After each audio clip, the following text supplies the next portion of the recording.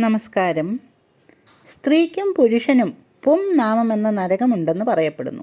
ആ പാപസമ്പൂർണമായ നരകത്തിൽ നിന്ന് വിമുക്തി സന്തതികൾ വഴിയത്രേ. വംശാഭിവൃദ്ധി നിലനിർത്തുവാനും പിറന്ന കുലത്തിൻ്റെ ഗുണം നിലനിർത്തുവാനും പൈതൃകമായ ബലികർമ്മങ്ങൾ അനുഷ്ഠിച്ച് ധർമ്മം നിലനിർത്തി പോരാനും സാധിക്കുന്നത് ഉത്തമ സന്തതികൾ വഴിയത്രേ. അപ്പോൾ സന്താനഭാഗ്യം ഉണ്ടാകുക എന്നത് മനുഷ്യജീവിതത്തിലെ ഏറ്റവും വലിയ ഒരു ആഗ്രഹമാണ്.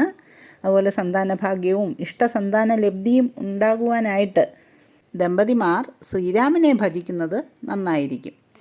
ദശരഥ മഹാരാജാവിന് പുത്രകാമേഷ്ടി യാഗത്തിലൂടെ സാക്ഷാൽ മഹാവിഷ്ണു തന്നെ പുത്രനായി ലഭിക്കുന്നു. ശ്രീരാമജനനത്തിൻ്റെ പുണ്യമുഹൂർത്തങ്ങളാണ് രാമായണത്തിൽ പുത്രകാമേഷ്ടി എന്ന ഭാഗത്തിൽ പ്രതിപാദിക്കുന്നത്.